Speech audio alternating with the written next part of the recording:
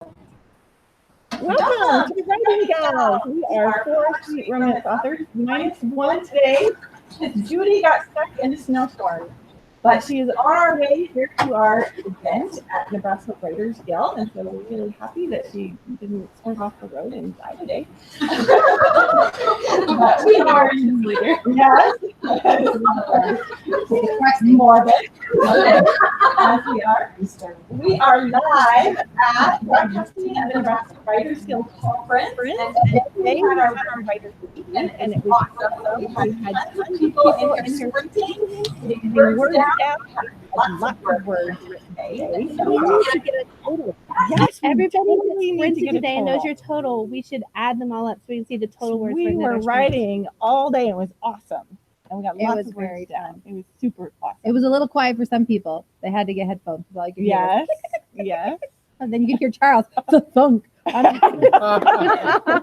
his space bar. I was like, geez, you're beating up your computer.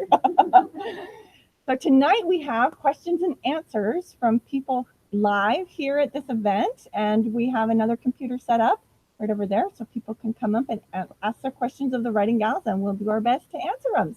So we are going to start now with our first question. You want people to introduce them? Yeah, that'd be great. Should we mute? There we go. Hi, Gary Jones.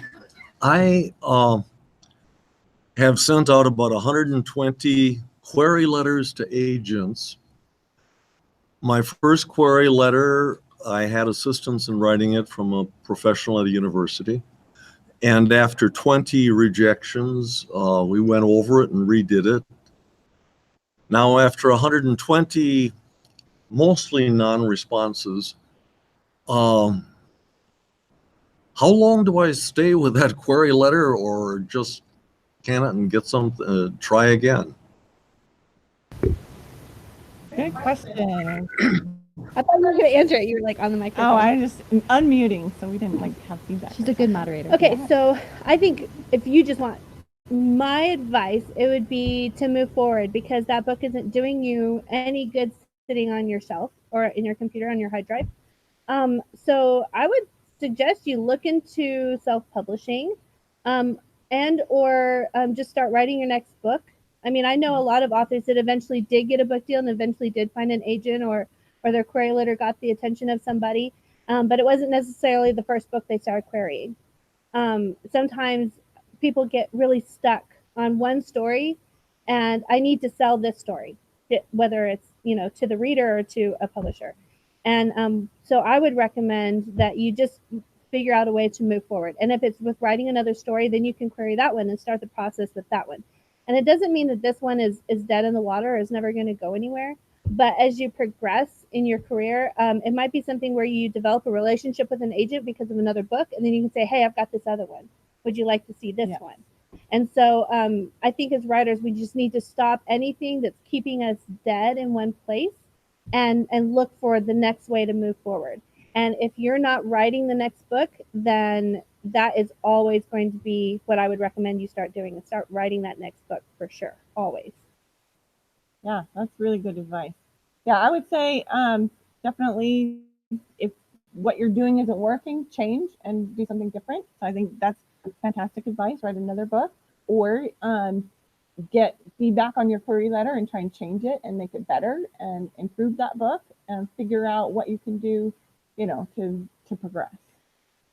I was going to say, one of the great things about being in a conference is that you can meet with an agent, and instead of saying, I'm going to pitch my book to you, you can say, here's my query, critique it for me. Yeah. So you paid for 15 minutes of their time.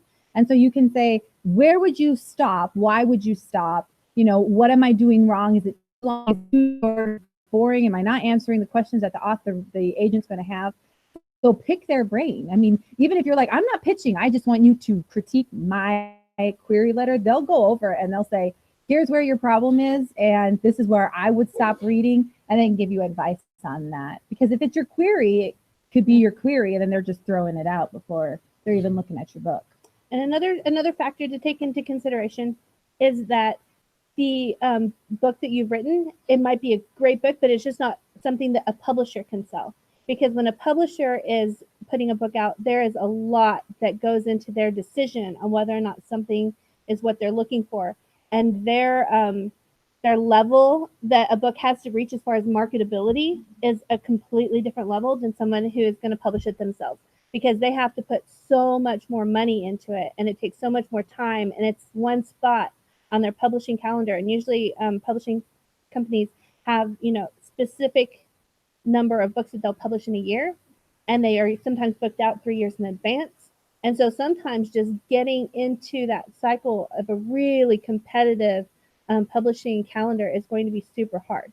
So don't ever take a rejection of a book that no one out there wants it or no one's going to enjoy it. It just might be something that's a really hard sell for a publishing company, especially if it's anything in the niche market or something that is different than what is already out on the market, because they like to stick with things that are safe, things that they know are going to make them money. And so that is one really good reason to consider self-publishing, because you could be able to publish it yourself and turn a profit on it really quickly and find those readers and start building a platform and a name for yourself with something that the publishing company wouldn't be able to manage on their level. Good point.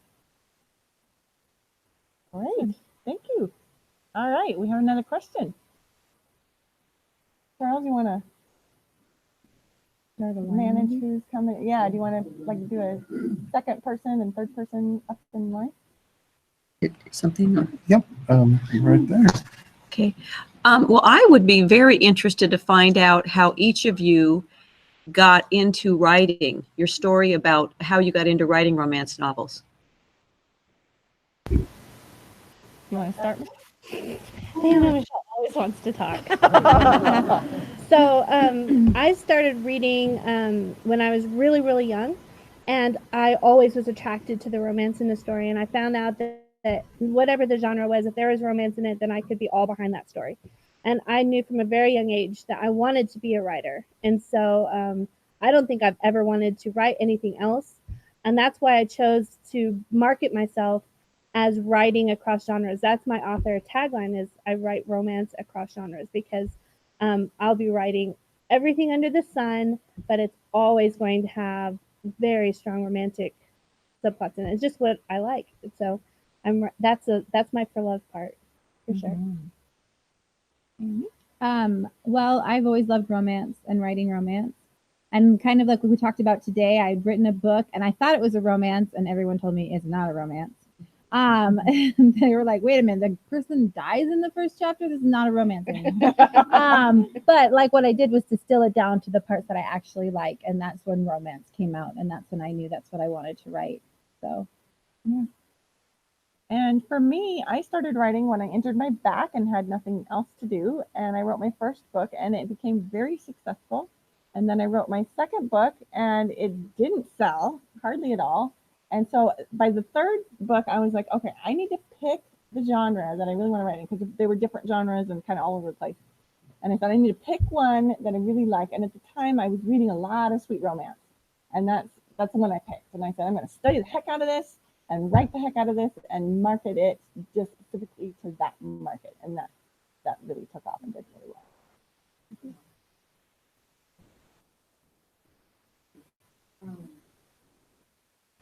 Oh, I can't remember it. So whoever comes next, it might come back.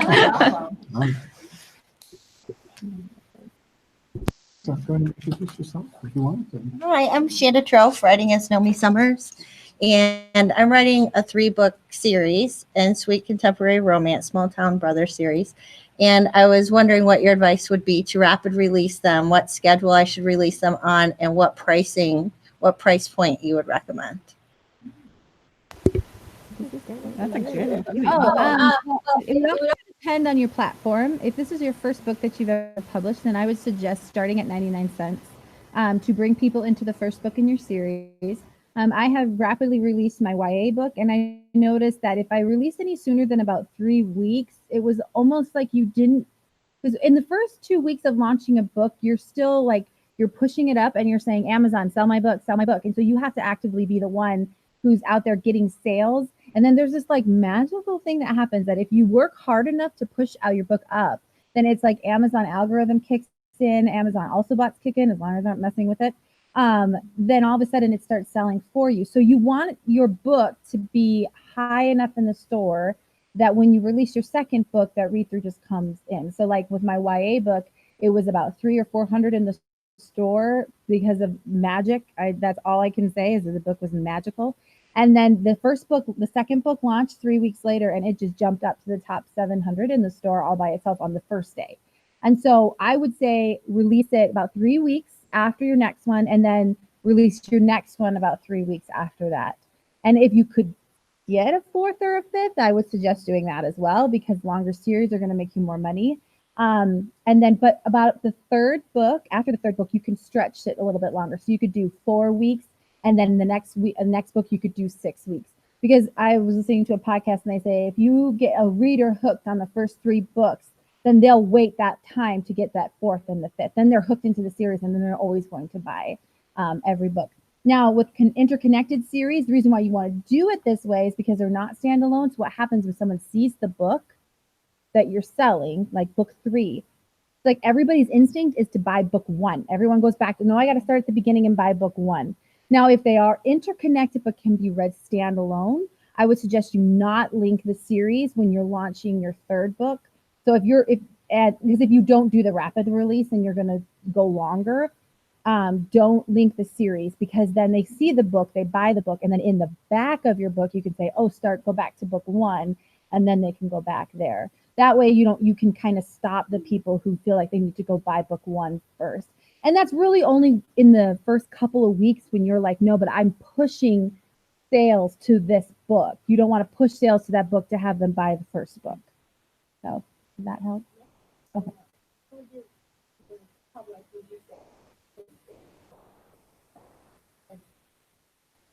It just kind of all depends on how you're marketing it.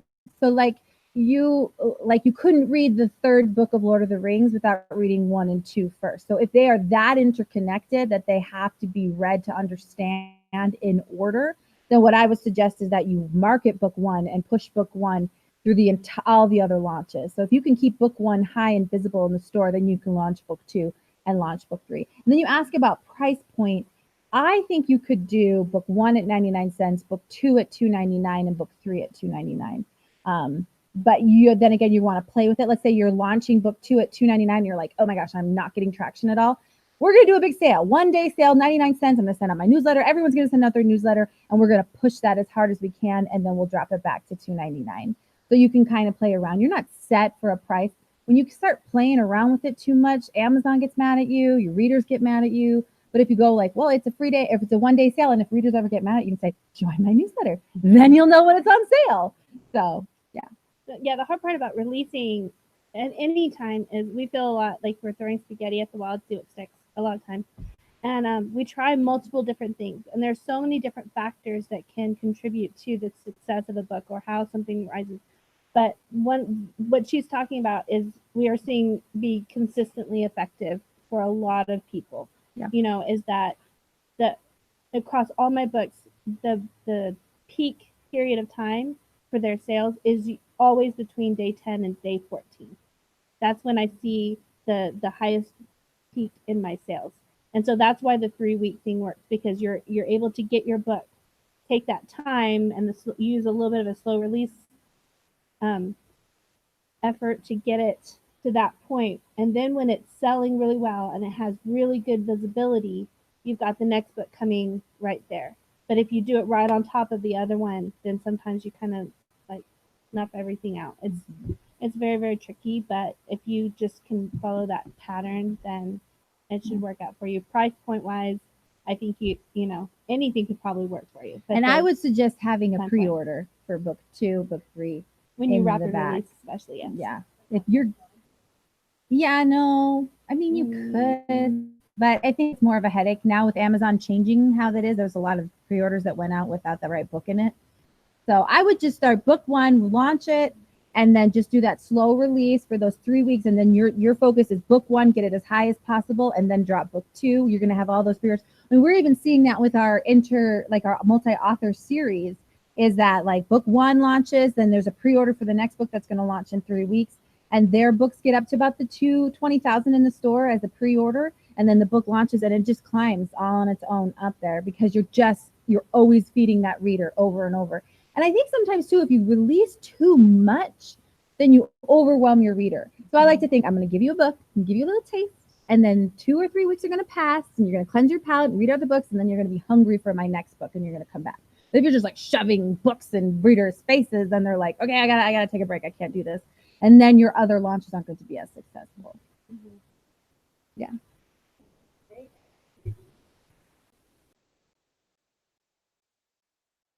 So, hey, Charles with the Writers Guild here. A related question to what you guys are talking about as far as Amazon picking up on the algorithms, and you have to work really hard as an author to get that going. I've heard of people who like call every friend they've ever had and every relative they've ever had, and everybody buy my book to help me out, and it actually hurts them because it confuses the algorithms because Amazon doesn't understand the also bots and that. How would you give advice to people on how to get the right kind of traction on that first book? I do that a little bit, but I only ask people, if you're going to buy my book, buy it today. If they're close friends and I know what they read, if they write a lot of science or read a lot of science fiction or something like that doesn't match my book, then I will just let them buy the book if they want to later when I've got lots of other sales in the mix. But for those first few days when Amazon's trying to figure out, what you're doing, what your book is, who your audience is, I want really kind of clean sales. So the whole purpose, if a lot of you haven't heard a whole lot about self-publishing and how Amazon works. So Amazon likes to push products to customers that it knows is popular. Okay. Amazon doesn't go out of its way to show people products that nobody is buying. And so Amazon is watching to see if your sales are growing. If an author releases a book and every fan that they have buys it on the same day, then Amazon's like, okay, I see you got a lot of sales. And then the next day, not so much. And the next day, yeah, this book is this book, instead of going up in popularity, is coming down in popularity. And so that tells Amazon, yeah, I don't think this is going to be a product that is going to be popular with our readers over time. And so the purpose of doing a slow build with trying to get more and more sales incrementally across a period of time is to let Amazon see, oh, look, their sales are increasing every day. This book is growing in popularity and more people are wanting it. So it's a method that helps you to encourage Amazon to pick your book up and then show it to readers. And there is nothing, absolutely nothing more effective for selling books than having Amazon sell it for you. Mm-hmm. They are the experts at what they do. So if you can get them behind you and get them selling your book for you, that is when you're going to have the most success. And we've all felt it. Sometimes when you're trying to get a book to start selling well and you just feel like, I am throwing everything I can to get this book to sell, and it's just not. You can tell that Amazon's not helping you out. And then as soon as Amazon decides to pick up your book, and it just feels like, it's kind of like if you're pushing a really heavy load up a hill and then all of a sudden you get to the top and it goes, whoo, and you're like, wow, just like And so that's what our goal is all the time. Yeah, very well said. And I would say in terms of also bots and keeping them clean, the thing you want is people, if you write sci-fi, you want sci-fi books in your also bots. If you write romance. Now, I believe, and this is just my experience, but I have more books and I have more experience. I can have spicy books in my also bots and I can still sell really, really well. I would suggest people who are starting out, when you're teaching Amazon about who you are, you want to have as clean as possible. So that's swapping newsletters with people who are in your genre. And then Amazon ads are really good at helping clean up also bots. So if you're really focusing on marketing to other sweet romance authors, you'll eventually see those also bots start to morph. With romance, I think it's a little bit different just because I think we think, oh, they're either black or white, they're either, sweet or spicy, but I really think there's a lot of overmixture that's going on there. And so you may be on the also bots of spicy stuff, but you'll still sell really, really well. And as long as you're telling your reader, this is a sweet romance, you have it in your title, you have it in your book cover, I mean, people pick it up because people who watch 50 Shades of Grey watch Hallmark Channel. They don't really determine between the two. So with romance, you can kind of get away with that. But I would say if you start having sci-fi stuff showing up in your romance, then you probably went a little astray. But you can bring it back. You can do some advertising, but it's going to cost some money to do it. Yeah. And I've seen a question on our podcast where people ask what also bots are, and sometimes they spell like BOTS, like it's like a robot kind of thing. So just a quick explanation. Also bots is listed on your book product page on Amazon. There are usually like there's a list where Amazon will recommend books according to like your viewing history. But there's also a list of books that Amazon sees customers who bought your book also bought this book. And it's their way of encouraging people to move from one product to the other.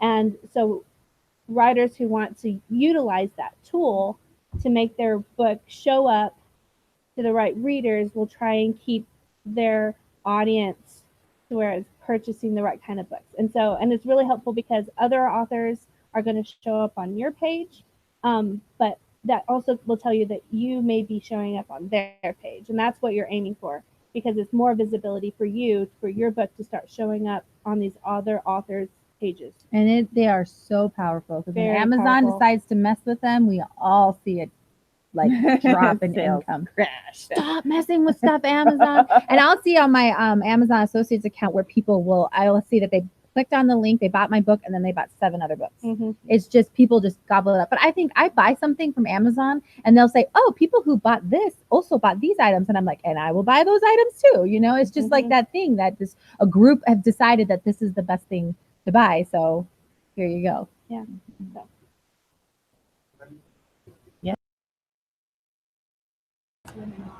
Hi, I'm Gail Knoll, writing as Kat Cahill. I have a launch question. I'm getting ready to launch my first sweet romance next month, and I've been re-listening to your early podcast about launching, and I'm curious to know what, if anything, has changed for you in how you launch over the past 9 months to a year or so. And I mean, have you found anything to be more effective or less effective than it used to be?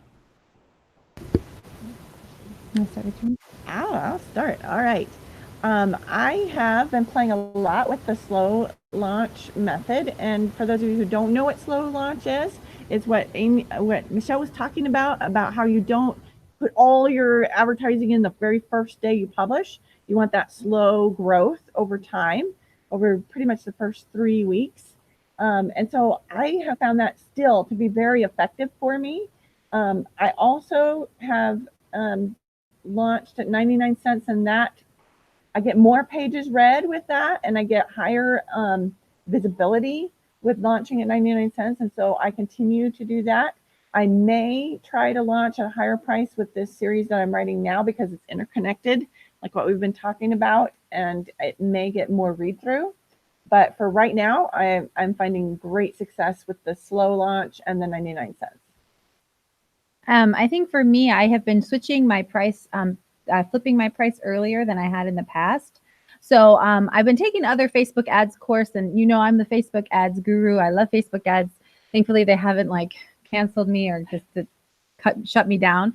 But so what my goal, and I think this is a goal for a lot of people to do. So you want to start out slow. So I always, when I launch a book, I launch it, and then I just let Amazon build a page for 2 days. And you will hear so many authors be like, it's my launch day and my reviews are gone. And all of a sudden everything's all messed up because Amazon's still trying to figure its crap out and building your page. So I'm like, first 2 days, I don't do anything. I just said, I put it up there. I'll get 1 or 2 sales, but I won't start advertising. And then in terms of ads, like Facebook ads, then I'll start with like the slow ads, the standard ads, the ones that just run from every 24 hours, they reset and they just run through the whole day.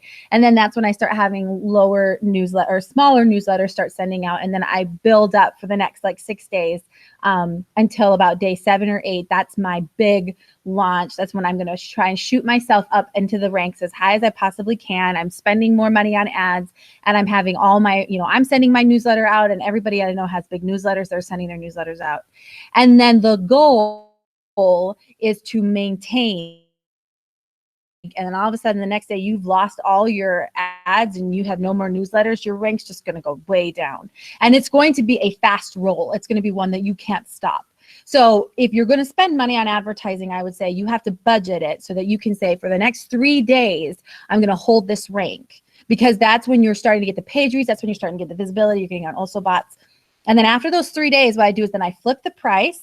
I increased my ad spend, so I'm spending a little more. I'm going to slightly go down, but then I'm going to find a new balance that I'm at. So now I'm not having to switch my price. My price is now where I want it to be. And then my goal from there is, okay, now this is about day 10, day 12.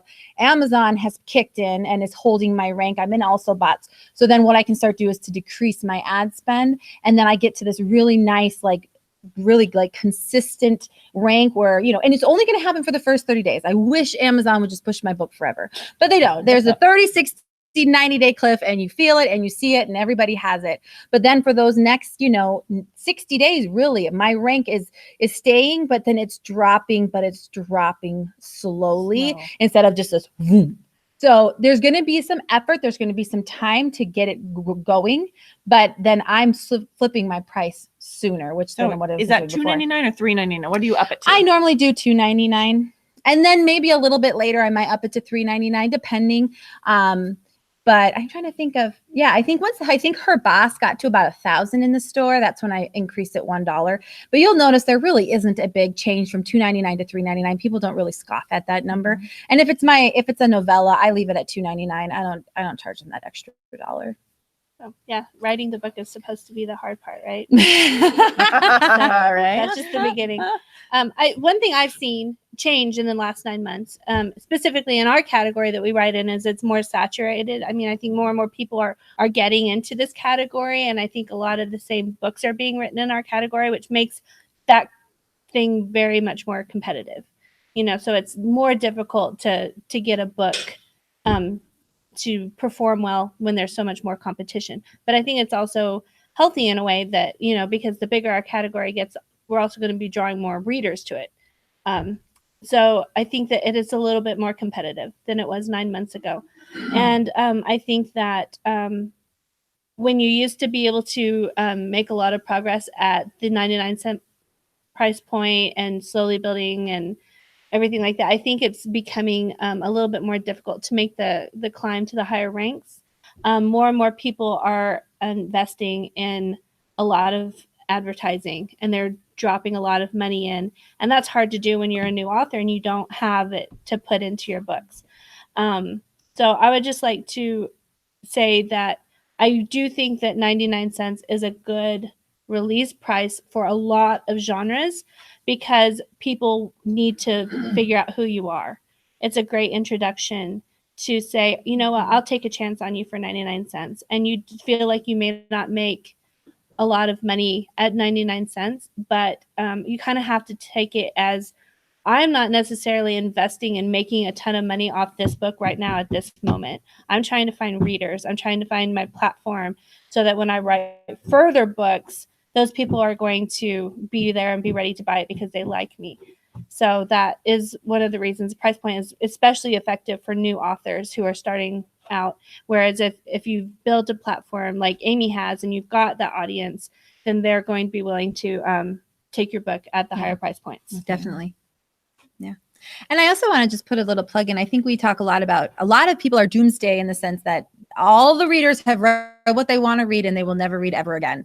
And I think it's easy to fall into that trap. But I like to think of Victorine, our lovely, hostess. She's a New York Times bestselling author. And to be a New York Times bestselling author, you have to sell 100,000 copies. Well, right? Yeah. Around there. That's what you sold, though, right? Yeah. You sold a ton of books.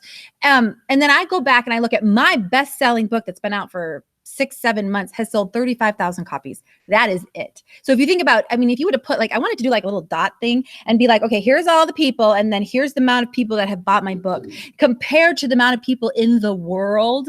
The amount of books you have sold is so, so small. Your group of people who read you is so, so small. There are so many more readers out there. There are so many people who are willing to take chances on your books. And there's people that are aging up that are ready to read, especially for romance, any type of book, really. I think once they hit about 10, they want to be reading everything, and they're going to read up until they're 95. So if I'm converting a reader, and then we can all benefit from it. And if you're converting a reader, then we will all benefit from it. So there's not this, a lot of people are like, oh, well, it's cut.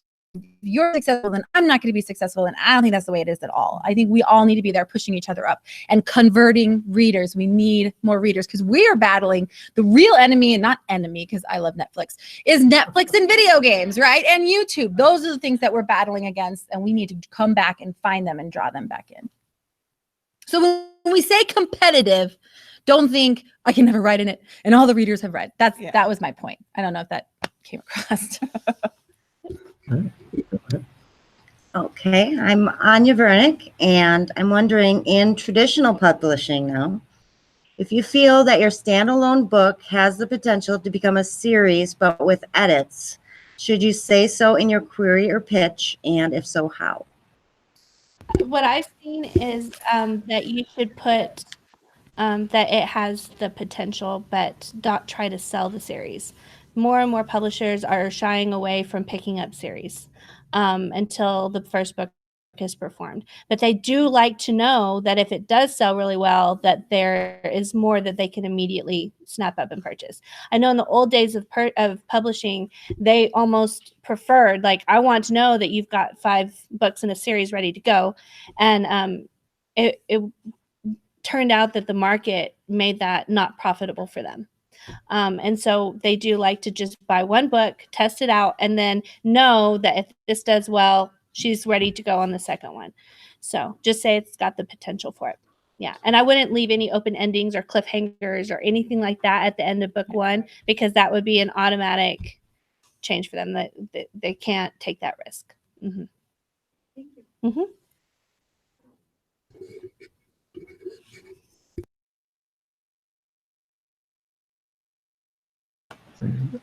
Hi, I'm Shannon Helms, and I'm wondering, for somebody who writes more than one genre or more than one type of thing, like they write fantasy and mystery and romance and poetry, how do you begin to market yourself if you write more than one thing? So I write in several genres, and I would say you have to determine whether or not there's going to be a lot of people who are going to follow you from one genre to the other as to how you present yourself to your audience. So since I am writing specifically romance in anything that I ever pick up, because I have plans to try cozy mysteries and steampunk and like all kinds of stuff. But it's always going to be super romantic. And I have asked my readers, like, would you be okay with that? And they said, I might not read every genre, but I will follow you pretty much anywhere because I like your romance. And readers, how many of you that are readers read in many, many genres? There's a lot of us that we read broadly. But the trick that you have to realize is that some switches are going to be just too big of a jump, right? And so that's where pen names are very, very helpful, because it can, even if it's like a slight switch, like you use like your first 2 initials in your last name, or just like it's a signal to the reader, like, oh, she's doing this here. Even if they know it's you, it doesn't have to be like a secret pen name, and you don't have to be starting from scratch, but it just helps you to align what you're doing to your readers, because the reader expectation is one of your most valuable marketing tools. Okay. And so if you are going to write science fiction under one name, then you could build a great science fiction audience. And then if you're going to try and write romance, how many of the science fiction people are going to follow you over? Even if you have romance in your science fiction, it's going to be small. I find my least amount of crossover. Thank you. I was having trouble. Is from any of my other romances into my fantasy. I get very, very little crossover into my fantasy. And so you just have to think, okay, how do I make it clear what this book under this name is going to be? And you will probably need to have different newsletters for both of them. And consider that every time you open up a new genre. And while we're on the topic, I would also say I highly encourage anybody that wants to write multiple genres to build one audience in one genre and do really, really well at it, and build yourself where you've got a career, and then you can start branching out and do some of these other things. Did I answer it at all? So how close do you think science fiction and paranormal are? I've kind of been torn with that. Well, I think it gets boiled down to more like age groups. So if you write paranormal YA, but science fiction adult,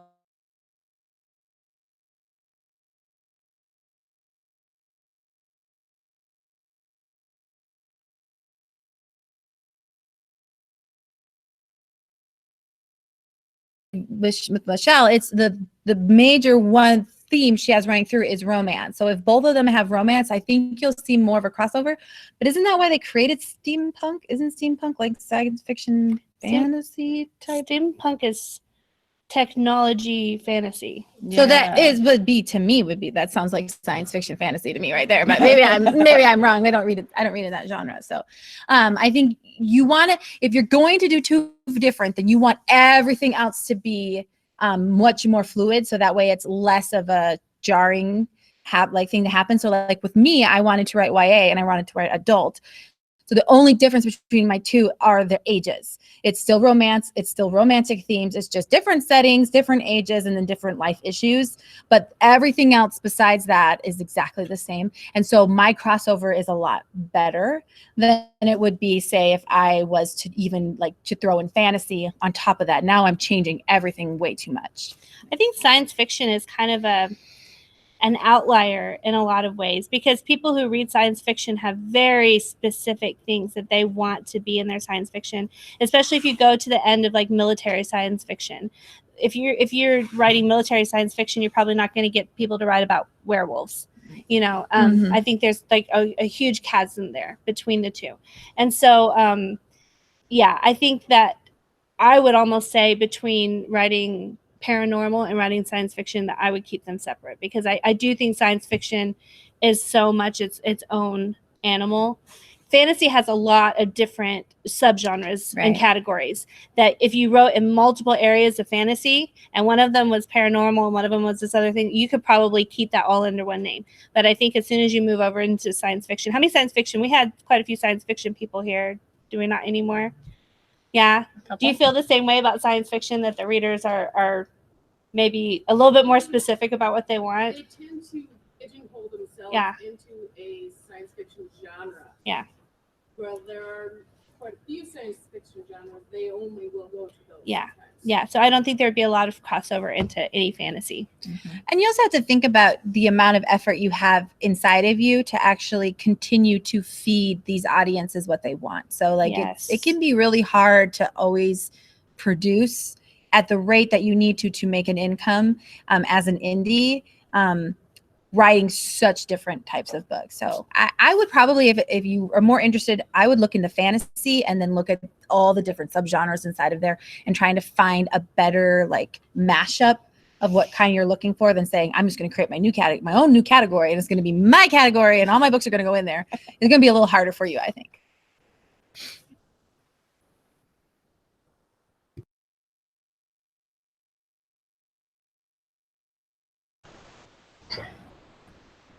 I'm Carolyn Dickinson, and my question is, what about books of short stories? So there's a great category on Amazon that's called short reads. And so they're actually listed by the amount of time it takes you to read. And it's actually becoming a very, very hot category because you have a lot of people who are riding buses and riding Uber and Lyft and all those things. Sitting and they only have sitting in doctor's office, and they have a very short period of time to read. And so they'll just go and grab something off of there. So if you're thinking about publishing, that could be a route you could go, or just publishing a short story type anthology. And you guys did that over Christmas. Yes. Michelle and I were in a Christmas anthology. We each wrote a story that was 15,000 words. So it was really short. And it did really phenomenally well. Mm-hmm. It was way up, probably 700 rank in Amazon for the whole month of December. Yeah. It was really well. Yeah. And I would say with short stories, I was just reading I was watching a podcast about how successful you can be publishing traditionally with short stories. Especially if you want to be a hybrid author or something like that.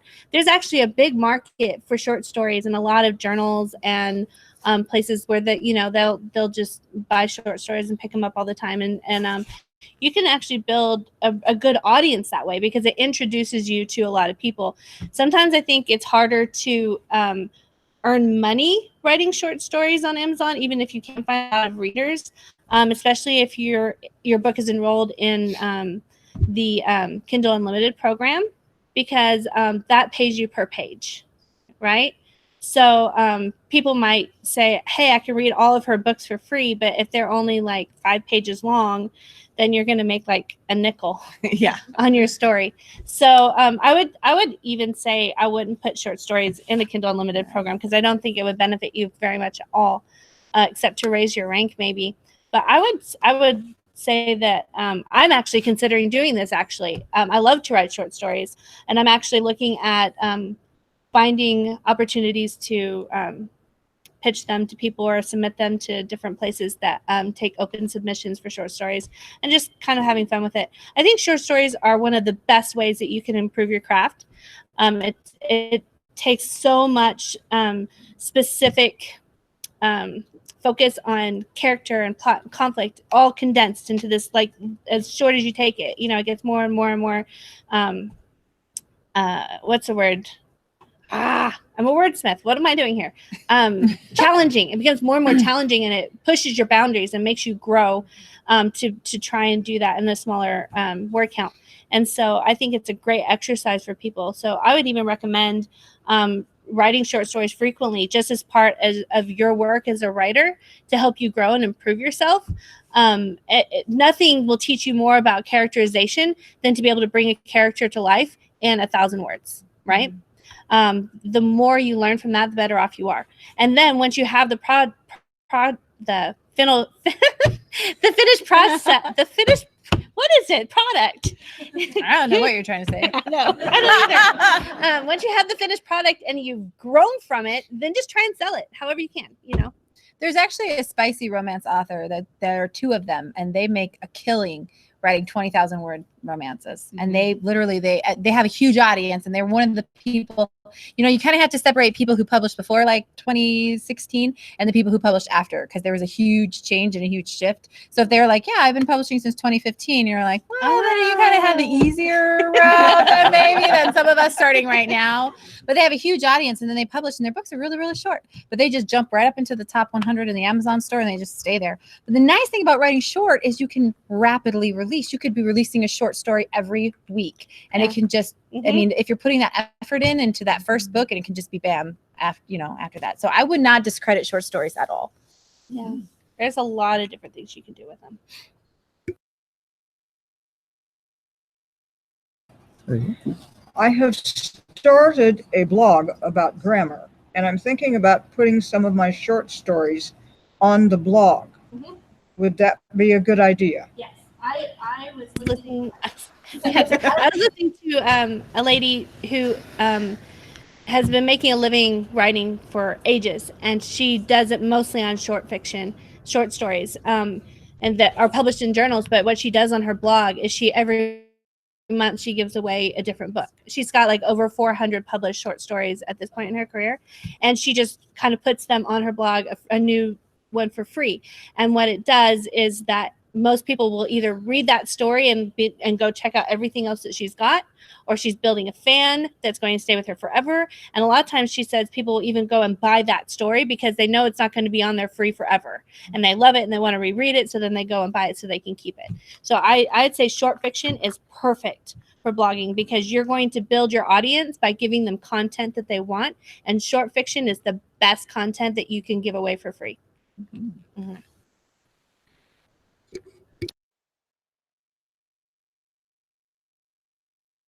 So a follow-up question on that, or an expanding question on that: what's a good price point for short stories, and do you do any shifting of prices?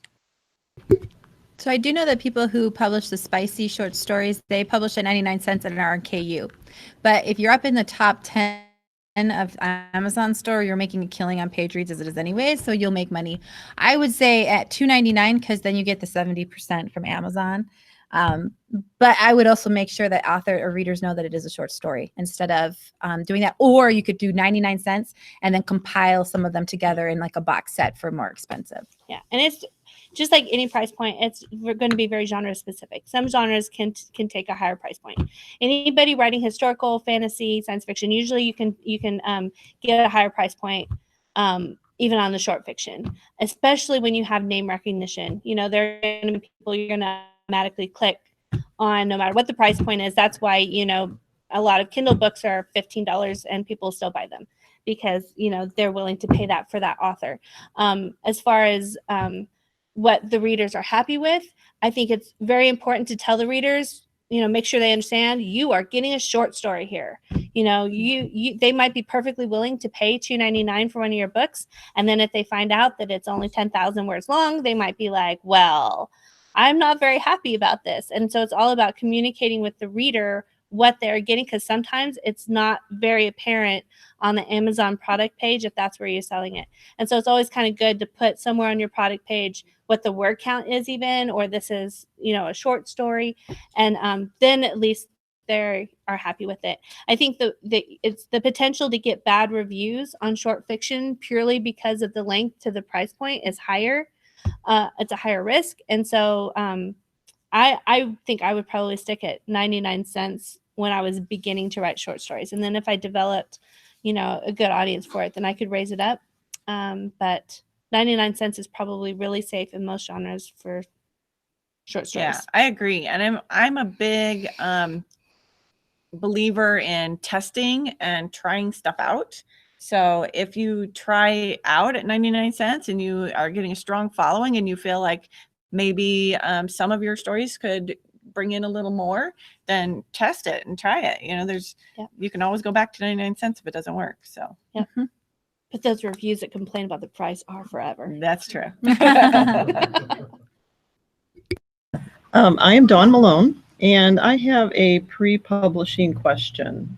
So I was wondering if you can talk a little bit about using critique partners versus beta readers. And on the subject of beta readers, you know, what kind of expectations can you give potential beta readers so that, I mean, some readers I've used, you know, give the 2-paragraph summary, and others give 3 pages of notes. So trying to get that consistency where using a beta reader is actually helpful. You have a good sheet on that, don't you? So yeah, when I first began writing, I came across a website called critiquecircle.com, and that was fantastic because in order to post, you have to earn credits by critiquing other people. So it's a really great community because people want to post their chapters and get feedback, but in order to do so, they have to go out and critique other people. So if you are active on there and if you're critiquing other people, then a lot of times they'll critique you back. And that format, the way they do it is they have you, most people critique per paragraph or a couple of paragraphs. And so you're getting very detailed information. And that's how I went to my university. I spent 4 years putting up chapters on Critique Circle and getting a lot of feedback from tons of different people. And I was very active on there for 4 entire years. And that was the best university that I could have ever had to learn how to write a book. So that was super helpful to me, very detailed critique work. And I think also setting your expectation to the reader when you send it to them is saying, I am looking for, I think it's so frustrating for me as a beta reader when they're like, I read my book and beta read it, but I'm publishing it in 3 days. Yeah. And then I'm like, well, then why am I reading this? Because whatever I say, you're not going to do. So it gets kind of frustrating when that happens. So I think as setting that expectation to be like, I need detailed, or, you know, just kind of skim and tell me, you know, what do you think? Because I want to be detailed. I want to give my advice, but if you're not going to listen to it, I've got other things to do with my time. So I think asking first of all and saying, this is what I'm looking for. Will you please, you know, read and let me know? You could also do like, here's the first 3 chapters, read it. Let's see if we're a good fit for critique partners.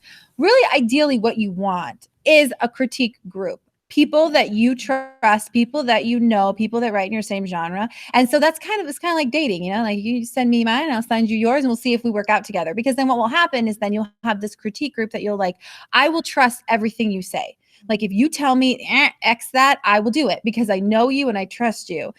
The problem is sometimes I'll go to some beta reader groups and I'll be like, can you read my book? And I get a bunch of people wanting to read my book and I don't know them from Adam, you know? So I'm like, I don't know. Do you write my same genre? Should I be listening to what you're saying?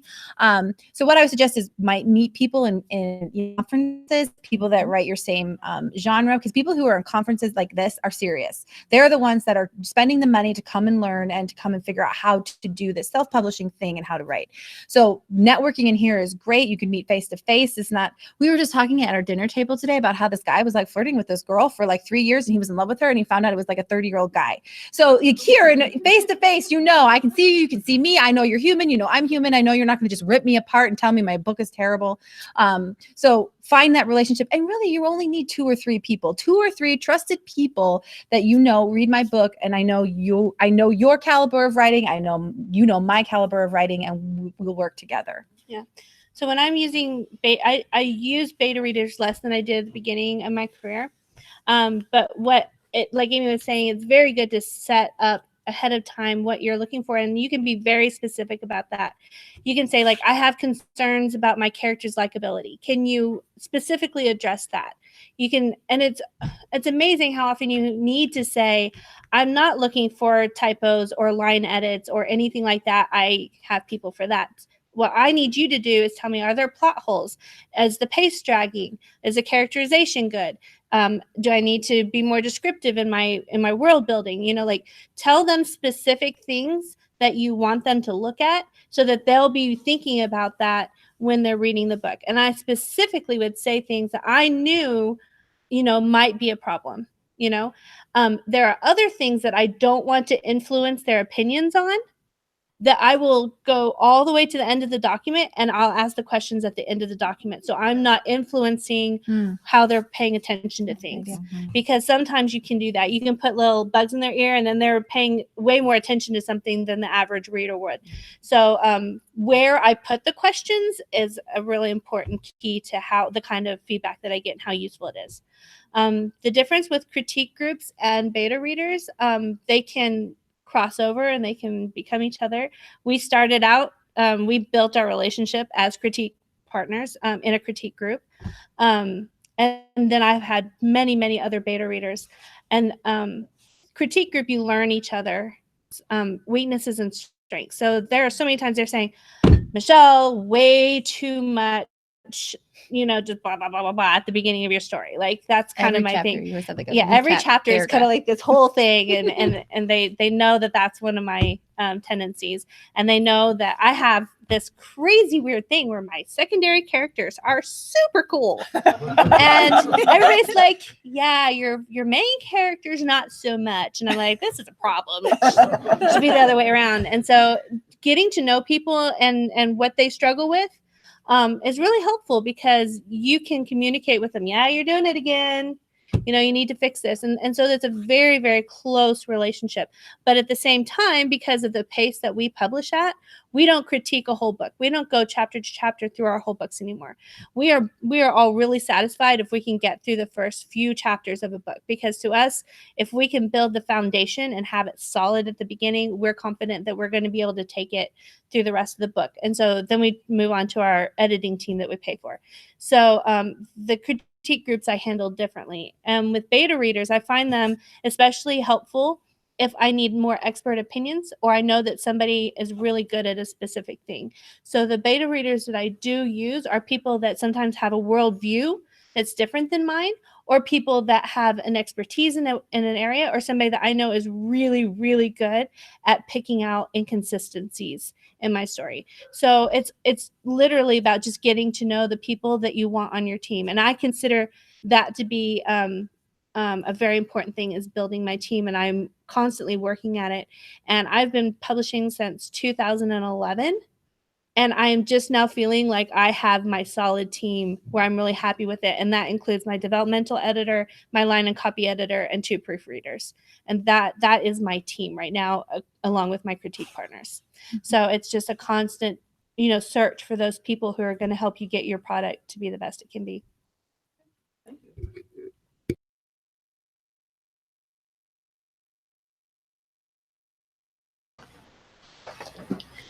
Hi, my name is Nikki, and you guys have mentioned on your podcast the importance of audiobooks. So I was wondering, how do you even go about that?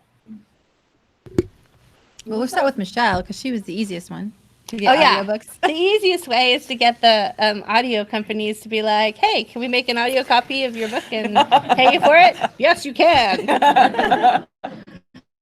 So that, but it's also a little tricky for me because because I'm an indie author. I like to be in control and I like data and I like to know things. And Tantor is who has made my 2 audiobooks that I have so far, and I don't get that data from them at all. At some point, they're going to send me an accounting of things that have happened if I've earned out my advance and all that sort of stuff. I don't like not having access to that information, but I love that I didn't have to do anything else but turn over my manuscript and then get the joys of having my audiobook. So Amy's the one that can, so that's something that just kind of happens. And if your book is high enough and getting enough visibility, they see that it's something that they can sell as a product and it's already got a market. And that's the big thing they're looking for is, does this story have a market for it already? So if you're just wanting to make an audiobook, there are ways for you to do that independently. And Amy and Victory know way more about that than I do. So I publish my audiobooks through ACX. It is a company that is Amazon based, but what you do is you go on there and you upload just a little part of your script and you say, I'm looking for someone who is willing to do all the production work and everything for me. You can also do it yourself. There's a lot of different choices with ACX, but I like to go on and say, okay, audition for this, and you get to listen to a bunch of different people auditioning for your book, basically, and you get to pick the person that you like the best, and you can split royalties with them, or you can set it up to where you're paying them per hour and then you get bigger royalties at the end. So for my books that I know are going to sell really well, my 2 market books, I always pay outright because I get paid more in the end rather than splitting the royalties with someone else, because I know that'll be a good book the audiobook will sell really well. On the books that I write for love they're just for me and don't sell as well, sometimes I'll split the royalties. If I think it'll sell, I'll split the royalties with someone else, with the person who is producing it. And then they get half and I get half. And then if it's a book that I really don't think is selling well at all as an ebook, I don't even make it an audiobook because I don't think it's fair to someone else who's spending their time and money producing that to know that they're probably not going to get their money back out of that. So the ones that I don't think will sell, I don't make into audiobooks. And I do the same. However, if you do royalty split, it has to stay with ACX for 7 years. So there's a contract in there that it has to. I don't think people say that if you with ACX it's 7 years all the time, but I don't think if you own it, you do. I don't know.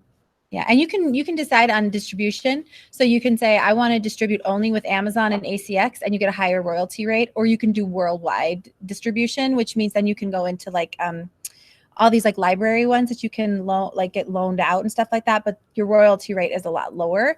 So you kind of have to decide on what you're going to do. Okay. It's not huge. I think it's 40% and then 25%. So it's not that much of a dip. So if you really want to be able to no, I want to be in libraries and I want to be in other places, then you're going to have to find ways to get it there. Not sure how to do that. I think the best thing that I did on ACX is I actually created a relationship with an audiobook producer, and she's my favorite, and she will always read all of my books. And because I'm very picky about listening to my own audiobooks, and if I can't handle the person's voice, I'm like, nope, I won't listen to an audiobook. And hers is perfect, and she's great, and she's fast, and she's I'll email her and say I got my audiobooks going, and she's like, all right, just send them over. And she gets them done in a week. It's amazing because it's after the week or however long it takes to produce it. Then it takes about 4 to 6 weeks for it to run through ACX, and they have to do all of these things like production and quality services and all these things and get it over, and then all of a sudden it'll just pop up on Amazon, and then you're allowed 25 US codes and 25 UK codes that you can give away for free to readers to get reviews and things like that. Some people go places. I give them away to my newsletter. It's one of the perks of being on my newsletter is that you email me and I will give you a code and you can listen to my book. But it's a really good way of making money. It's a good income. But if you do the paid per hour, I mean, you're putting, my book is 50, I think it's 9,960 words per finished hour. So it doesn't matter how long it takes them. It's here's how many words it should take you for 1 hour to read.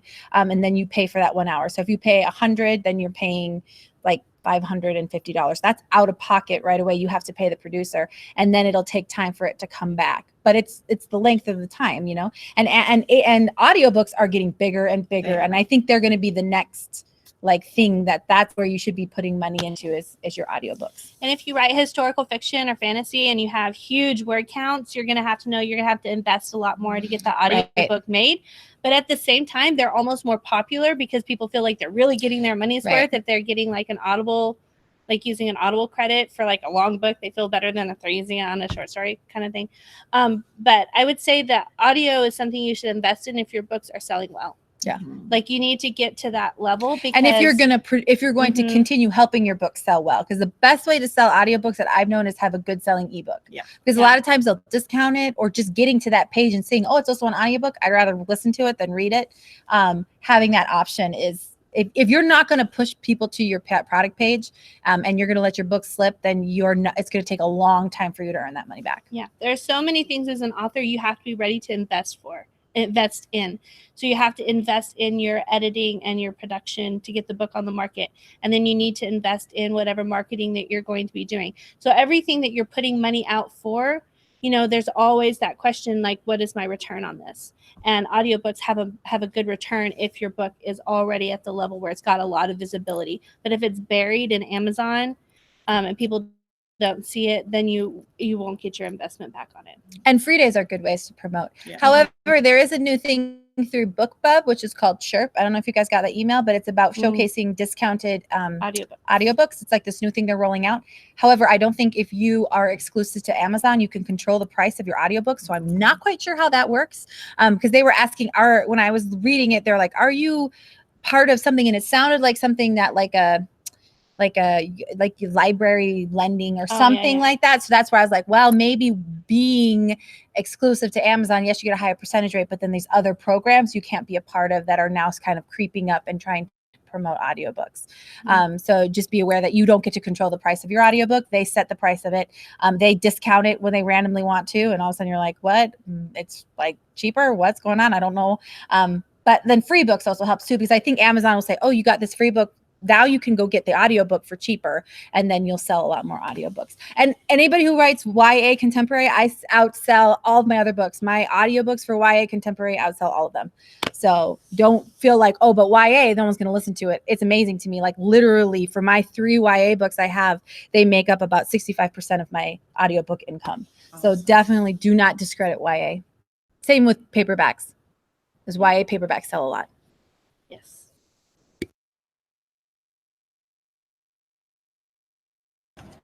So we did have a question for somebody that didn't want to go on camera. They wanted to know, how did the Writing Gals, how did you come to be? What's the origin or birth of the Writing Gals? Ooh, birth story. So like the actual podcast or just us? Because I was born in Virginia. Well, I would say we have been friends for like 2 years, 3 maybe? years? No, 3 years. Yeah, 3 years. 3 years. It's gone by so fast. I know. And we kind of started a group of 4 of us wanting to make money at writing, and so we wanted to support each other and talk about our goals, our monetary goals. Because I think a lot of people are like, well, you just write. It should be an artistic thing. You shouldn't care. And we're like, no, we want the money.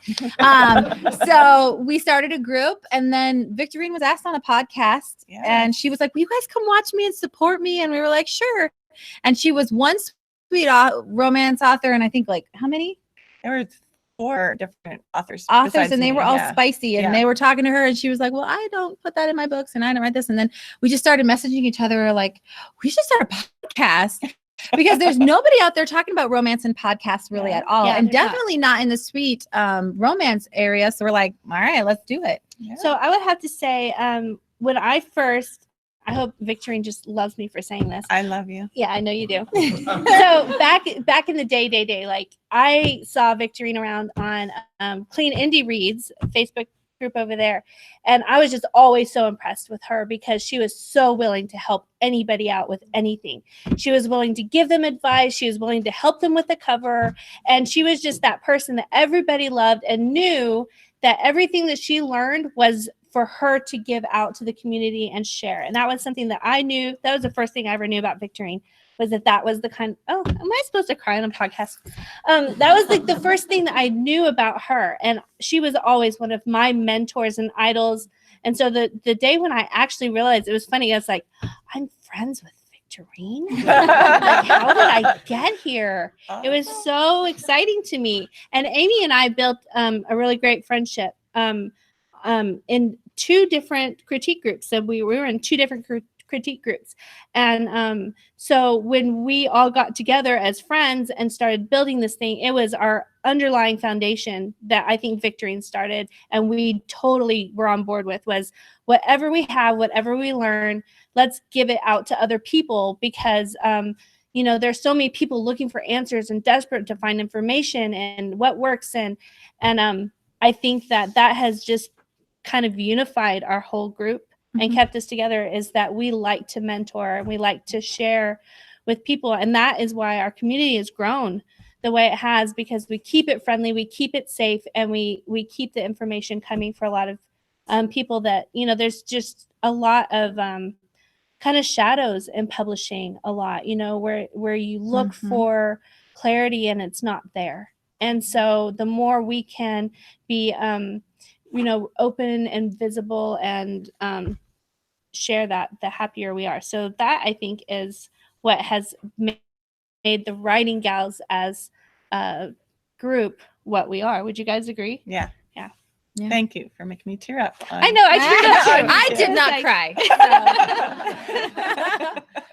And I think we did not have any idea that we would explode as the way we have. Like, I think we just started out, we're like, hey guys, we're starting a podcast, and we had like 100, not even people in our group. And now like they're our friends. Just our friends. And now we're like, oh my gosh, what's going on? Like, this is getting, and every day, like, as many as people as we approve, we also disapprove. Because if you try to join our group, you don't ask our questions, we're not going to approve you. And so it's insane. Like, the fact that we've almost to 8,000 people in our Facebook group. And then we get like 100 new people every day. Oh yeah, like I'll be like, oh hey, nobody approved anybody today because there's 100 people waiting to be approved, and I'm like, where's everybody at? Yeah, why aren't you approving? So we're very grateful for all of you who think that we actually have something of importance to say. Because sometimes we're just kind of like floating through the muck with you and being like, well, maybe it's this. I don't know. Let's try this. See if it works. I don't know. I think there are definitely more people out in the industry that know more than we do. And there are people that make a lot more money than we do and sell a lot more books than we do. We really like to focus in, like we said, on the romance specifically, because that's our area of expertise and it's not talked about enough out there. But we do welcome people from a lot of genres, because so much of what we share, welcome men. Yes, we're not just the Writing Gals for just girls. That was like a branding thing we didn't think through at the beginning. So we are the Writing Gals, and we like to share with other people, and those other people can be men. But so many people try and join our group, and when we say, why do you want to join our group? And they say, I'd love to be in a group for all women writers. And we're like, well, that's not actually what we are. So how do we communicate this better? So... That's I was just like, let's try this, and we just threw something against the wall, and it kind of stuck. It resonated, I think, with the community. That I like I said, I started publishing in 2011, and I was just constantly coming up against obstacles and things I didn't know and things I was struggling with, and there just wasn't enough out there to tell me, this is the answer, and this is how you do this, and this is why this isn't working, and so I struggled for, let's do some math, 6 years. And then as soon as Victorine, I think, saw not only that I had the potential to be a good romance writer, but that I was hungry to have a career in this, and I had a lot of motivation. And she's like, let me show you can do this better. And I was like, show me. And she said, I'm going to write billionaire romances because I think this is going to do really well. Do you want to join me? I'm like, yes, I do. And ever since then, it's just been this constant growing process. And Amy was like, I want to come. And I know. I was like, absolutely. I read billionaire romances with you. And like, I'd be a cool person too. And Amy found Judy. Judy is all Amy. She was like, yeah I met this really great girl, and I think that she'd be, fit right in with our critique group, and can I invite her on? We're like, yeah, sure. And then it was, a good fit. And so that's how we are who we are. So, So it's amazing the community and the type of people that you can meet in here. So find your own writing gals or guys in every community, every conference you go to, and you'll make lasting relationships that will last forever. And they will be the people who are cheering you on when you're having successes, and will picking you up when you are crying about the stupid 1-star review. That, my favorite meme ever, I gotta say this, was like this. This person got a 1-star review because his book wasn't a 24-pack of Johnsonville sausages, because it was like the wrong product. And so, I mean, I was laughing. So I was super tired. This was at our writing retreat in February, and I was laughing so hard. They're like, Amy, you must be tired. But those are the type of people that you call and you contact and you message and you say, can you believe this person? Now my whole book is like, my whole rank is down now because of this review and blah, blah, blah. But they're the people that support you. They're the people that are going to raise you up, and they're going to be the ones who are making stupid decisions. And then you're going to learn from them. I'm not going to do that. Me.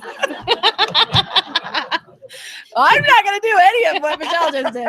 Or you could be like, okay, guys, I'll take the bullet. I'll try this and I'll attempt it and I'll let you know and come back. Because if you have 3 or 4 people or 5 people who are publishing and they're taking chances, then you can learn a whole lot faster than trying to do it by yourself. Yeah, definitely. Yeah.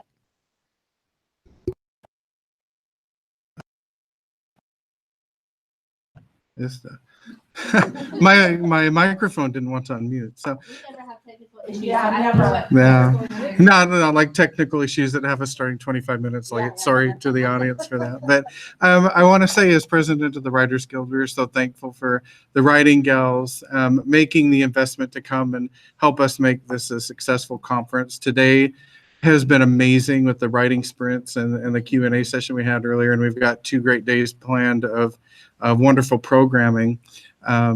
The thing that stood out to me from today and having the writing sprints was Victorine asked the group, how many of you have written more today in these 20-minute writing sprints than you have, say, in the last 3 weeks? And almost everybody raised their hand. Maybe talk a little bit about what this has been like for you thus far, and being a part of today, and what your expectations are for the rest of the conference. It's a little terrifying to have people know who you are and you have no clue who they are, and you want really badly to know who they are because they're talking to you like they know who you are. Well, and sometimes, like, if you could see the Facebook profile picture, and that's why I was like, okay, I'm just gonna look you up on Facebook. What's your name again? Yeah, so if we don't recognize you right away, just like say, this is who I am. Oh, okay, great. But I think we love terrifying and exciting. We love meeting you, because usually we're in our kitchen with a computer doing this podcast and it's just us, and that's why it's not terrifying. Because it's just like, I'm just talking to my friends online, and this is totally fun. But it's really exciting to meet people that we see their faces and we have their responses and we have their questions and we know who you are. And so it's great to be able to meet you in person. And some of the people that we have met before at other conferences we've been to, have turned out to be just really great relationships that we carry on from this. So that's why we love doing this, is because we get to meet you and build those relationships with you that continue on. And we're like, you remember when we met so-and-so at this conference and how much fun that was? And, that's what this is going to be too. And I think that this has been great, because I've never gotten this much writing done at a conference before either. I mean, that was great. It's just like such a feeling of, we're all in this together and we're going to get some words down. That was really fun. So I definitely think that this writing day should happen again. Yes. Well, and I think it's just exciting for what our country just provides, that if you want to do something, you can go out and do it. I mean, find your niche, find what you love. You can go out and start a podcast. You can start a group of women. I mean, we are really, I am really a nobody. Like, I live in Minnesota and I have 5 kids and I just live in my little bubble. But anybody can do anything. It's amazing the things that you can accomplish in this world. And I hope, if anything, we can inspire you guys that your story is important. What you have to say is important.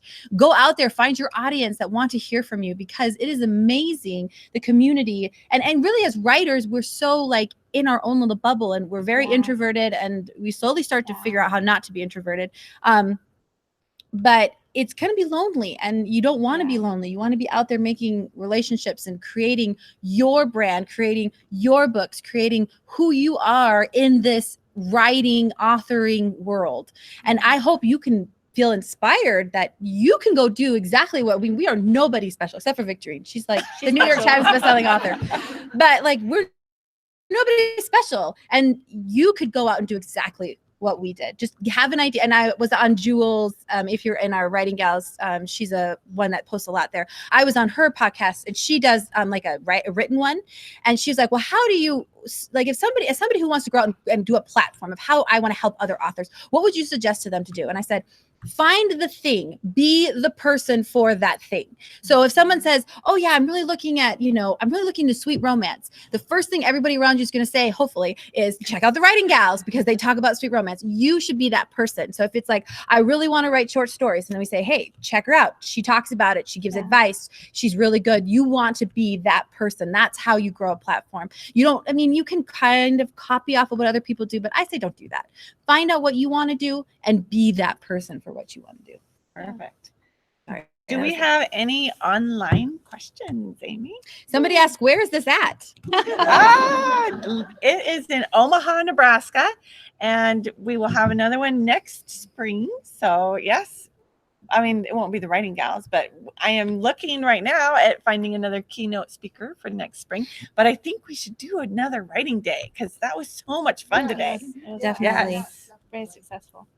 So someone asked, what are your tips for getting through writer's block? I talk about in my keynote speak. So just get in your car and drive. Just come here on Saturday morning and I'll talk about it. I told Amy, give me a list of things that are in your keynote speech so I don't talking. I'm like, that's in my keynote speech. She's like, that's in my keynote speech. I actually am teaching a class tomorrow on how to get past writer's block. And one of the things that I'm going to be talking about is figure out why you're blocked, because some ways of getting past it are different depending on why you're blocked. And so I'll go through different reasons why people get blocked. One of them is because I don't know what to write. So how do you get past that? Brainstorm, figure out what you want to write. If you're blocked because you wrote yourself into a corner, then you got to back your story up and figure out where it went wrong and then go in a different direction. So there's different ways to get. And sometimes you're just in your own head. Yeah. Sometimes you have to just be like, you have to be okay that you're just going to write crap. Yeah. True. And sometimes it's a medical reason why you're blocked. Sometimes you can have a physical problem that saps all your energy out. Yeah. Like children. Children are my physical problem. And I know, That's right? You're talking about my keynote speech. So I'm going to keep talking. So burnout is a real issue. And doesn't have to be just writing that burns you out. Anything in your life that is wearing you down and zapping your mental energy is going to manifest when you sit down and try to write. And so it's really important for writers to do things that fill their wells, so to speak, that keep them to where they have more to give when they sit down to work on their project. That can either be like taking a break when you need to, spending time with your family. I love to and Amy does too, watch just a movie, because like it just can kind of like reset you and get you like motivated and excited when you just experience this big creative thing. Like, I want to do this big creative thing and I'm going to sit down and do it. But also like find another way to be creative when writing isn't working, or another kind of writing to do when the novel isn't working. I've recently, I studied art in college, and I wasn't using that particular, creative hobby for a while. And then I was like, you know what? I need something in my life that's going to kind of rejuvenate me. And so I picked up watercolors, and I've been trying to do that. And that's great because my mind can be like doing its thing while I'm just painting. But also I like to write song lyrics. I have a daughter that's learning to write music, and she plays the ukulele, and I've decided I really enjoy writing song lyrics. And so that's just a silly little thing, but it can get my creative juices just really, really rolling. So just try something new, shift around. If it's not working, sometimes you just need to be like, okay, I need to do something different. Yeah. Good. Very good. Any other? Yes, there was actually quite a lot. Okay. So Tina Williams asked, have any of you ever successfully blended a 4 love story with a 2 market trope or story? I think this is a very loaded question. personally, because I think you can turn a for love book into a to market book. I think you can. Depending on which, round. you can turn a To market book into a for love book. But why would and you do that? No, I don't mean like You mean like accidentally? No. I mean like it can become a book that you're writing because it's Oh, something that you you love can to love do. your to market book. That's what you're saying. And it can be fulfilling and creative. Yes. When I think when we focus on to market book, it's just more how are you presenting it to your reader? Because really any book can sell. But if you're making it too obscure and too weird and your cover just doesn't make any sense, people are not gonna What not was gonna the read it. question again? Hold on. How do you blend a to love and a for market? Okay. Yeah. Okay. So find out what you love. You want to write it. This is something that you're going to make happen. And then you like, okay, so what do the readers want? So the readers want this and you want to write that. And so you have to find the common ground and the way to connect the two. And that's how you blend them.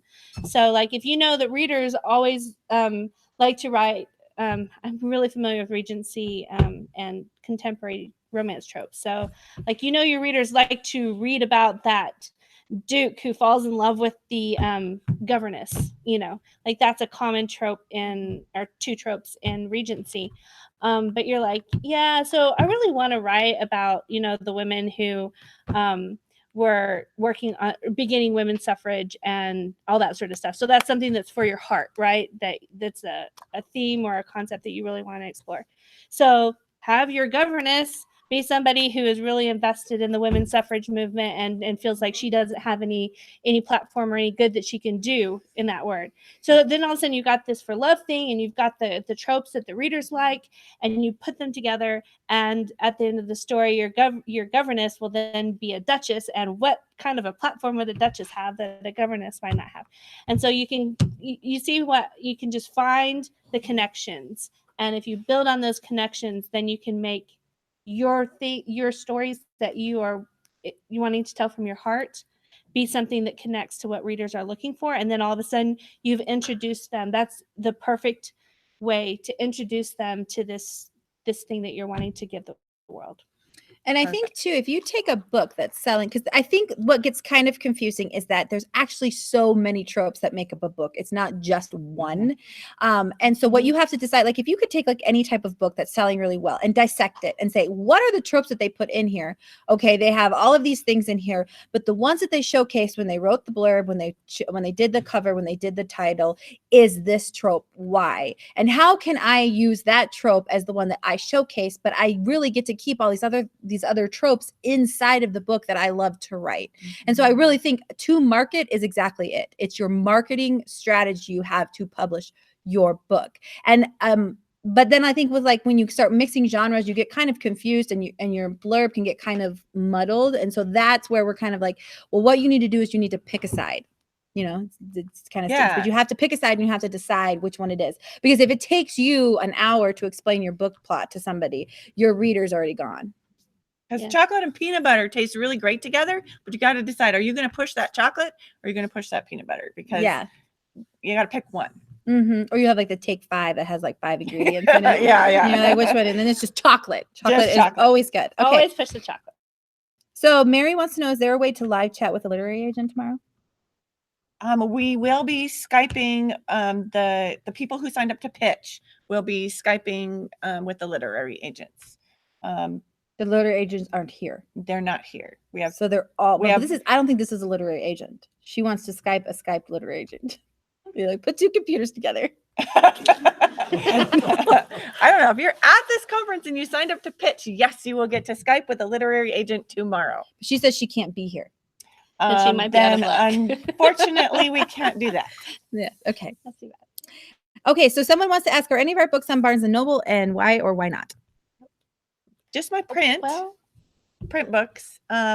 And then one short story that's wide that I have. But the reason why not is because I make way more money in Kindle Select with my books in Kindle Unlimited than I did when I had my books everywhere. So it's because of money.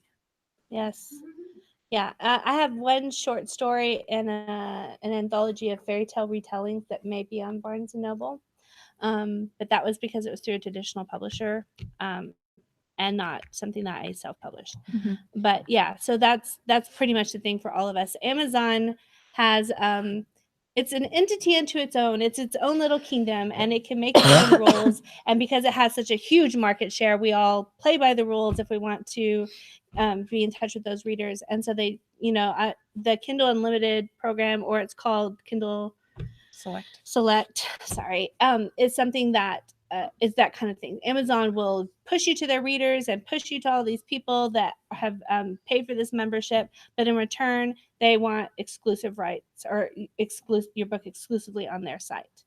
And so it's a trade-off. Yeah, definitely. So that's why we do not have books elsewhere. So Hakim wants to know, what was the change in 2016 that made it so people publishing before 2016 had it easier? I think it's just a number of people publishing, and it's grown slowly over the years. But I think it's just kind of pre that era. It was just fewer people doing it, and And I think Kindle was newer, and so people were just out there just trying to get as many books as possible. So you could just put a book up and it would just sell. But talk to a lot of people who have published before this, and they will all tell you the same thing. However, I started in 202011, and I did not but have not that Michelle, then. crazy success. But it was more common, and it was easier to do because I looked it up. There's a crazy number of books that are published on Amazon. Every day. And it's just mind-boggling. I mean, when you have a really low rank, you start to figure out how many books there are.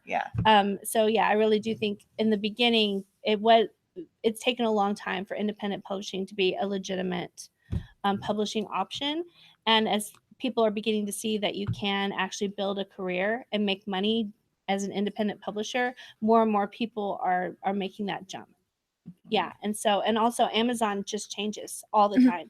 And I think that is a big player because they are constantly changing their programs, constantly changing how everything works behind the scenes. And so there are a lot of things that change like that. And so the Kindle Unlimited program specifically changed. When did that change where it went from you got paid per borrow to you got paid per page? A couple years ago. It was a few years ago. And I think it was really close to one of those shifts. People, they used to be where if someone borrowed your book through their program, then they paid you a specific amount. And your page could be 5 pages long or 500 pages long, and you would get paid the same amount, which caused a lot of ruckus in the author community. And people started splitting up their books into a whole bunch of little books to try and get paid a whole bunch. And that proved to be a bad reader experience. And Amazon's like, no, I don't want my customers to be unhappy. I don't want them to be mad that they have to buy 6 different titles to get one story just because it makes you more money. And so anytime there's a way to make money, there are going to be people who are going to jump on it and find ways to take advantage of it. And Amazon is just like a magnet for people trying to make a free buck, and so Amazon is always having to balance, the security or the, where they watch that and control it. And keeping things rolling and be free for authors and readers to interact and do their thing. And so, it'll shift again is kind of what I'm getting to. Everything changes. It's shifted lots of times in the past, and it's going to shift again. Yeah. I like watching Chris Fox for this exact reason. He's got another podcast. He's also on 20 Books. And he talks about there's that graph, and there's the early adapters, and then there's the later adapters, and then there's mainstream. Because you have to think back when DVD players came out, and they were people are paying $800 for a DVD player. Blows your mind now. You're I'm not gonna pay $800 for a DVD player, but that's because the early adapter people, the one who was accepting them, was the DVDs, and then they had the Blu-ray and all that other stuff.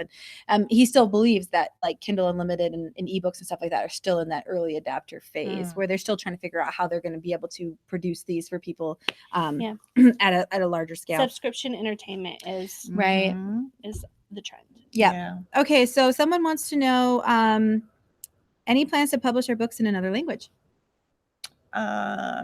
No, unless someone approaches me to do it, because I think it's way too complicated to do yourself. Yeah, I think you need a publisher to approach you. I was have one in listening to German, but yeah, Mark someone Dawson talk approached me. about it, and he was like, it's like not only you have to get a person, because basically they're literally rewriting your book. Yeah. That they have to rewrite it, and then you have to get beta readers for that book because you can't read it because it's not in a language you speak, and then you have to find people, and it's a very complicated. Yeah.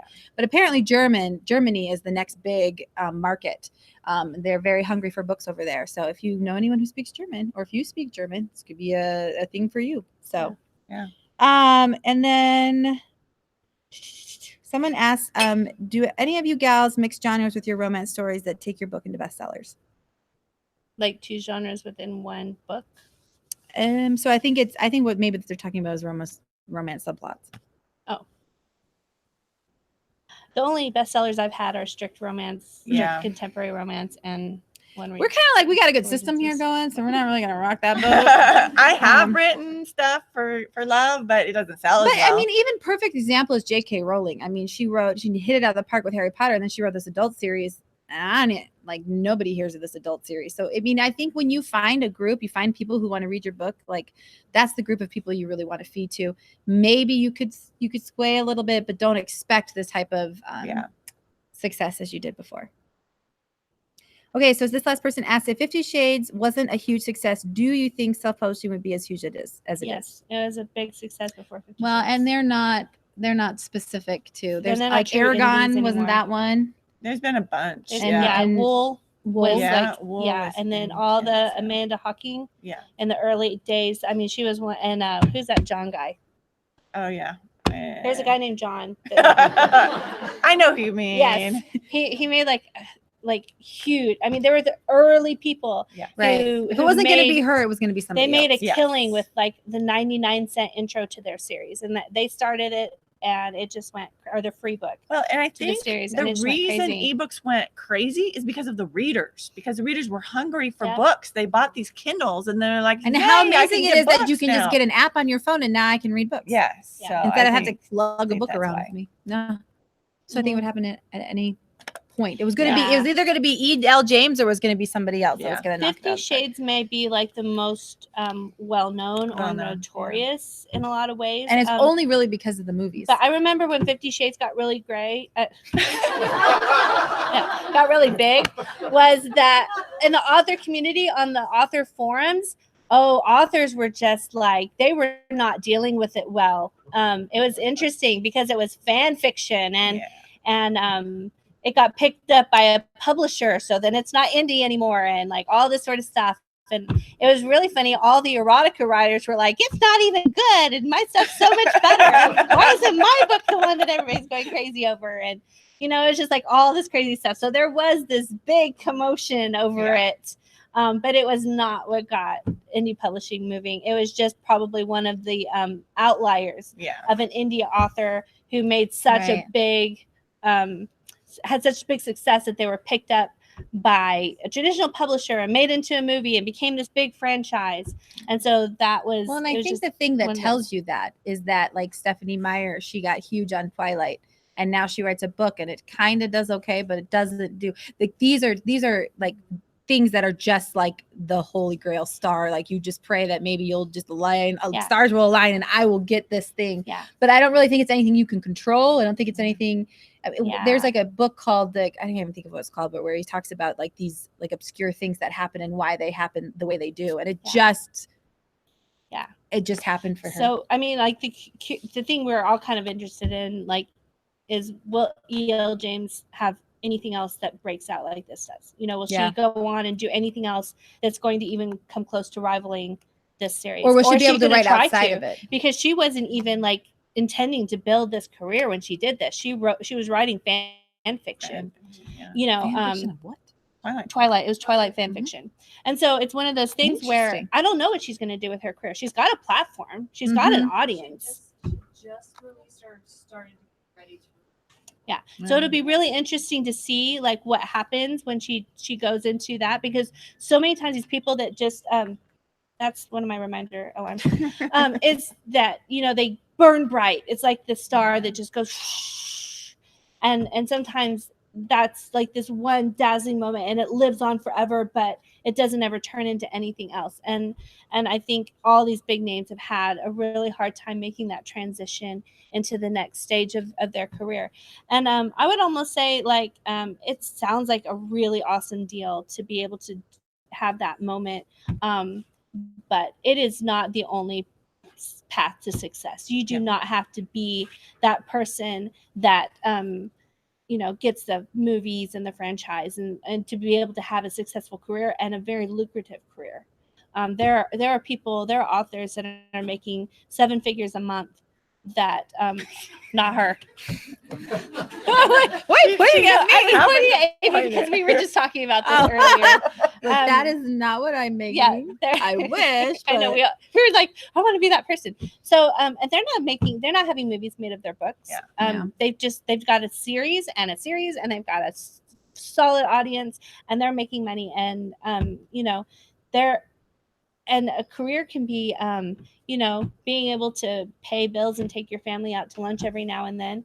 I think it was Fitzgerald who said, if you've ever paid a bill with your writing, then you've made it. Like you're a success. And the amount of authors who are able to even sell 100 books is really small. So if you can get to the point where you can sell, some books and find some readers and pay some bills or buy yourself, a treat now and then or whatever, then you're having more success than the majority of people who say, I want to write a book in my life. Yeah. Mhm. If you finished a book, then you are way ahead of the curve. I'm so going off on tangents. This is what happens at the end of our podcast. We We're start like all goofing really off, and then tired we're like, now. our brains are slowly shutting down. So But we is keep that the talking end? anyway. That's the end. Yay. Thank you so much for joining us, everybody here and everybody online.